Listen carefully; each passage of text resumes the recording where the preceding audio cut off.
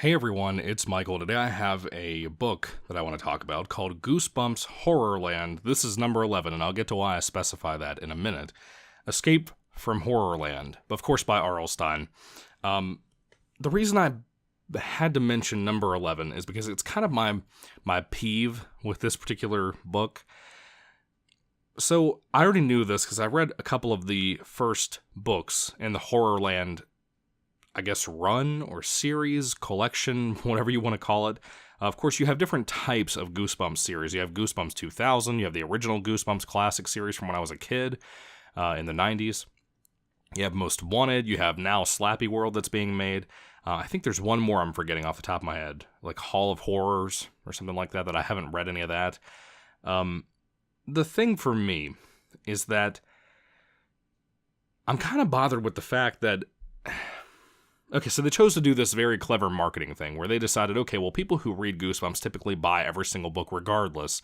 So we're going to have like a 100-page story, and then we're going to have like 30 or 40 pages added on to the back of the book of like, shorter chapters that are all eventually at the end of every single book going to tie them into one big story. So I'm assuming that this is the first book where they just had all of the characters that were introduced throughout the last 10 books finally having their own big adventure together with what was going on in the series. So, for example, you might have the first book in the whole series be about Slappy, and it might be a 100-page story, very short, especially for Goosebumps, like 20 or 30 pages shorter than a typical Goosebumps book, and then have it jump into having stories about those same characters from that first book in the series of Horrorland going to an amusement park called Horrorland. And then the next book that comes out, book number 2, might have a completely different story that has nothing to do with Slappy, and then you might have the chapters at the end of that book having the same characters being involved in the world too and going to Horrorland. Everybody was getting all these tickets to go to this Horrorland adventure thing, which anybody who's familiar with classical Goosebumps, you love and adore, probably. Horrorland as a book. One Day at Horrorland was a fantastic Goosebumps book that I've always loved and adored since I read it last year. I've always talked about how great that book is. One of the bare basics of Goosebumps fandom is reading One Day at Horrorland. And I thought this book would stand alone. My fiance got it for me for Christmas, thank God. And I'm not let down so much as I am irritated in some regards because of the marketing scheming from a company that came behind this. Typically, Goosebumps books can stand on their own, and I thought maybe this would stand on its own. It doesn't. You need all of the previous chapters to kind of get a grasp on what's going on. Not too much, but I don't know how much I could be missing out, because apparently a bunch of kids went missing, right? And like I said, I've only read maybe one or two other Horrorland series books. I think I read Scream of the Haunted Mask in the first Slappy book of that series. I don't think I read any more. I think the last book in Horrorland is supposed to be like Slappy New Year or something, and I haven't read that either. So, I don't know. You get what you get. But I'm just making the point of, this book doesn't even stand alone. You didn't have all these other chapters that led you up to understanding, yeah, kids are missing, all these friends are concerned. It's a big group of kids, almost too many kids, if I had to be honest with you. Too many characters to keep up with. They're not distinct enough to be able to keep up with them. The only one that really stands out to me is Carly Beth from The Haunted Mask, because she's in this as one of the kids in Horrorland. But a bunch of these kids' different friends are missing, And they're all kind of concerned. They're all wanting to look over Horrorland itself to try to find them. But apparently there's a horror, which are, of course, are the people that work in the place that are apparently creatures, named Byron. And Byron is friends with the kids. And he tells them to go into this, big House of Mirrors thing. They go in there, and it takes them to this other place called Panic Park. Now, the next book is called Escape from Panic Park or something like that, I think. What was it? It's listed somewhere in the book. The Streets of Panic Park. And I don't know if that's the end of this story about Horrorland and Panic Park, all that. There might be another book after that takes up and wraps up the Panic Park story. I don't know. But I'm a little irritated at the fact that I can't just read this book by itself and not have a giant cliffhanger that makes you pick up the next book too, which I love Goosebumps. I have no reason to complain about that, but I really despise when comic books do this, when Stephen King does this, anybody. I don't like this, and it kind of ruins what Goosebumps is.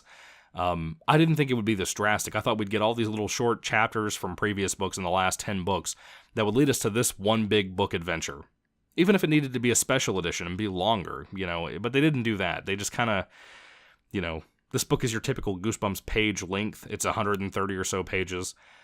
And again, you have another book right after this that you have to read. And I know this has been done before, back in the Goosebumps 2000 series. I know that there was one about those monsters from the Goosebumps movie that freeze people. They're like aliens that have freeze ray guns. I know that that's been done with those books too. You know, they had like a part 1 and a part 2, a duology, whatever. I know they've done it before. The fact is, it was like that one time, like in the early 2000s. You know what I mean? Like, it wasn't that big of a deal. You don't have to read Night of the Living Dummy and have 1, 2, and 3 tied directly into each other, because they don't. You know, they have a familiarity with Slappy being involved. That's it. This is different. This is something I don't like, and I'm really glad Goosebumps after this took a different step and didn't do this with the Most Wanted series and didn't do this with Slappy World, as far as I know. This could have been a giant, giant mistake if we started doing this with every new series of Goosebumps. I'm glad we stayed away from it. I don't know if it carries on past the Streets of Panic Park, though. I haven't read any books later on in the series. Like I said, like Slappy New Year or anything like that. I haven't read those. So I don't know if they just kind of continue this and have more stories about, you know, Panic Park tie-ins or anything like that. I don't know. But I don't want you to think this book is bad. I just have nitpicks about the process around the book. The whole search for friends thing is kind of the whole premise of the book. And you have some adventures in here throughout the park, Panic Park specifically, that's kind of cool. It's kind of the same concept as the Haunted School. Everything is in black and white, or different shades of gray, as the main character tries to say. And that's interesting, you know? It is what it is. I think they all stayed in color, though, the kids that moved to this place. So this might even be in the same dimension as the Haunted School, for all I know. I don't know. But it was kind of interesting. You know, they had all the carnival rides and stuff, and I love that. I love that about this book. That's one thing that R.L. Stine can do, is write really good settings and locations and whatnot. And all that is fun. If you like carnival-type stuff, if you're obsessed with, like, One Day at Horrorland, Panic Park is going to be up for you. You're going to enjoy that. Literally after the first 15 pages, not even that, the first 10 pages, you jump immediately into Panic Park, and the entire book takes place there. So yeah, you escaped from, you escaped from Horrorland in the first 10 pages of the book. Now you're stuck in this new place that's even worse. One section of the book that I absolutely loved and enjoyed so immensely was the Tunnel of Hate, which is a play on the Tunnel of Love, for anybody who's familiar with that, which should be everybody pretty much. When you go through this tunnel, it's not like a romantic setting. It's like you literally start arguing and fighting with everybody in your boat and just in the room. Everybody's like calling each other names. Even somebody so sweet and lovable as Carly Beth from The Haunted Mask. As sweet and lovable as that girl is, even in that book, as a standout character here too, she gets mean. These kids get so mean. This could be a bad idea to put this in a kid's book, but then again, we're talking about horror, so, you know, it is what it is. This isn't really scary in any way. But you had some cool things here that I actually enjoyed. You know, again, kind of like the same concept as the book One Day at Horrorland from the original classical Goosebumps run. You had so many weird types of attractions and games they did there, all these different rides and stuff. They were so unique for that book as a Goosebumps book that made it so much of a standout from the series.